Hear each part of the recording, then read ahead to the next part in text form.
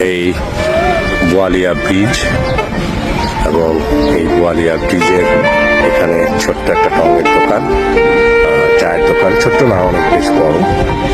এই দোকানটাতে আমরা চা খাবো এবং আমাদের নৌকা ছাড়বে আরো আধা ঘন্টা পরে। তারপরে নৌকা করে আমরা যে যে স্পটগুলো আছে সেগুলো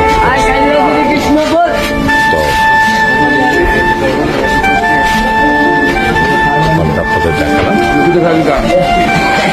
দীপু কলা খাচ্ছে, রামবাবু সবুজ কলা খাচ্ছে, আনন্দ কলা খাচ্ছে, আমি বাদ আছি, আমিও কলা খাই। ওকে, কলা খেয়ে নেই।